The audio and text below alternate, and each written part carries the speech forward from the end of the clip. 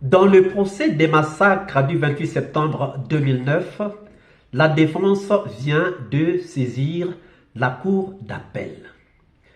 Quelle analyse pouvons-nous faire de cette situation? C'est l'objet de la vidéo de ce soir. Suivez.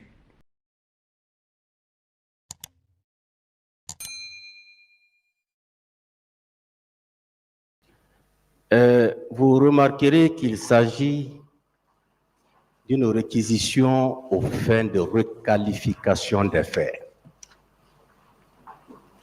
Depuis le début de ce procès, nous avons entendu ici des accusés. Nous avons entendu des parties civiles. Nous avons entendu des témoins.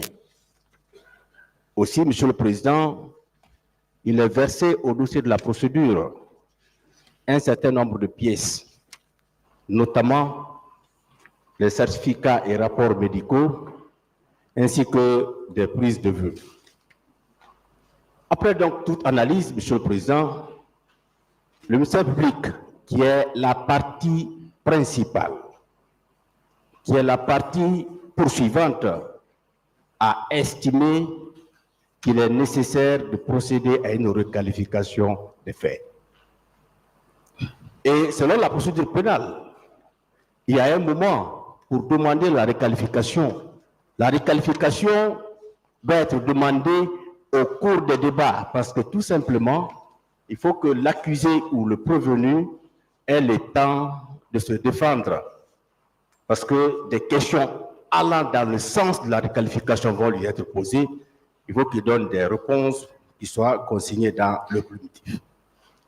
C'est pourquoi, Monsieur le Président, en application de l'article 405 du Code de procédure pénale. Monsieur le Président, qu'on ne coupe pas surtout. Surtout, Monsieur le Président, nous avons la parole. Qu'on nous laisse finir. Oui. Est-ce que vous avez reçu le document? On vient à peine de recevoir, nous voulons... Alors attendez, alors, vous aurez le temps de parler. Allez-y. Qu'on nous laisse finir surtout. Alors, Monsieur le Président, sous la barre de l'article 405 du Code de procédure pénale, et cet article dispose, le ministère public prend au nom de la loi toutes les réquisitions qu'il juge utiles. Le tribunal est tenu de lui en donner acte et d'en délibérer. Les réquisitions du ministère public prises dans le cours des débats sont mentionnées par le greffier sous son primitif. Toutes les décisions auxquelles elles ont donné lieu sont signées par le président et par le greffier. De la requête qui nous a été adressée par la défense, le tribunal a décidé d'ordonner le sursis à statuer en attendant la décision de l'examen de la requête de la défense par la Cour d'appel.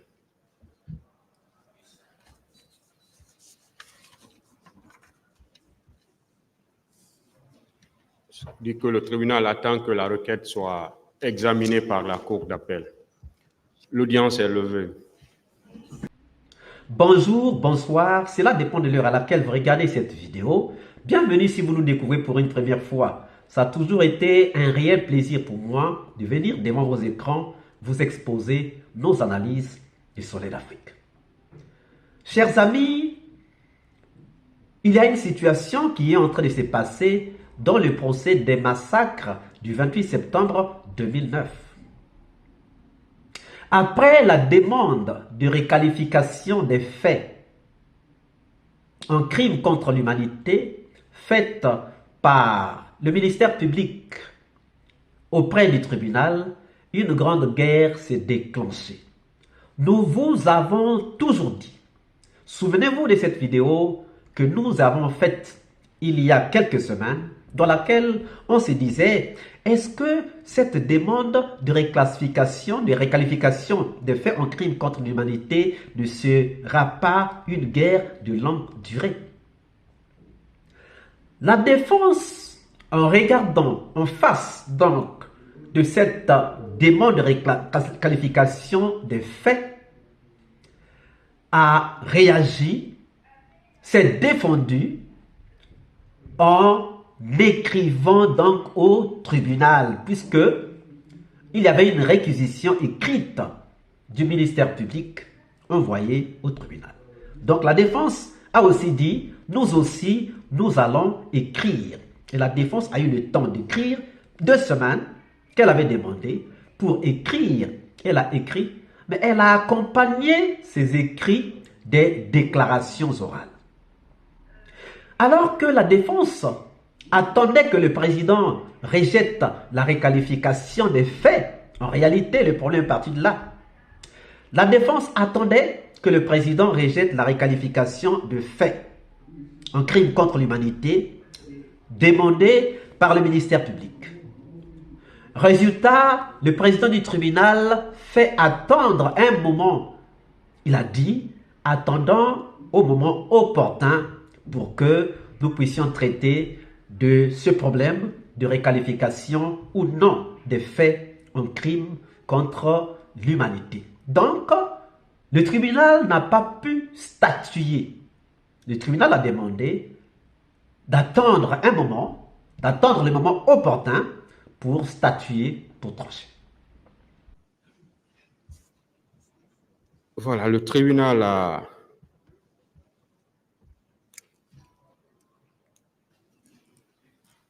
abouti à une décision qui est la suivante. Le tribunal, après avoir entendu toutes les parties sur la requalification des faits requises par le ministère public, décide que cette question sera tranchée dans la décision sur le fond et en conséquence ordonne la continuation des débats. Ce qui fait que le lundi prochain, on va entamer avec les confrontations. On voudrait nous adresser à vous, avec votre permission. Vous voulez? Je dis avant de renvoyer au lundi, oui. On voudrait juste dire un mot, vous adresser un mot. La défense, vous laisse adresser au tribunal.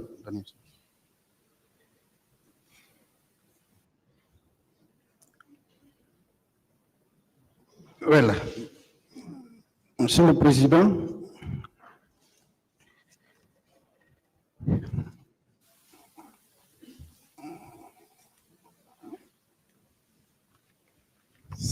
je voudrais, au nom de toute la défense, celle unanime ici présente, Monsieur le Président,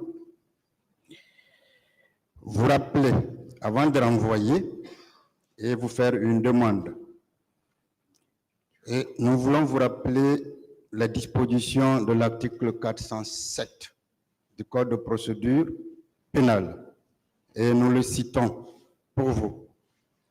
L'accusé, la partie civile et leurs conseils peuvent déposer des conclusions sur lesquelles le tribunal est tenu de statuer.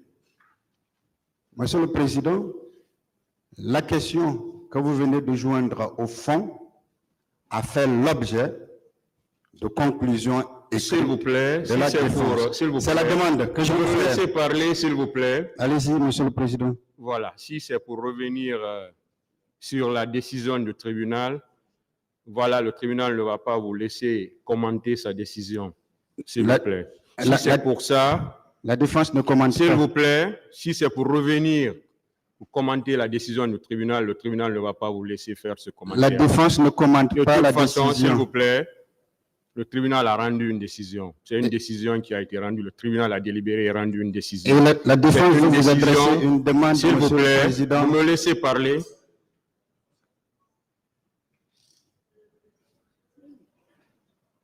Une fois de plus, si c'est pour ça, si c'est pour venir commenter la décision qui a été rendue par le tribunal ne va pas vous laisser continuer. Voilà. Et sur ce, le tribunal renvoie cette affaire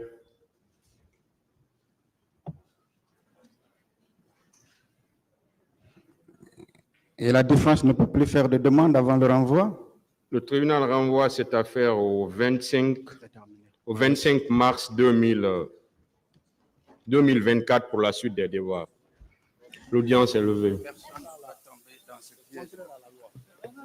le tribunal n'a pas pu statuer.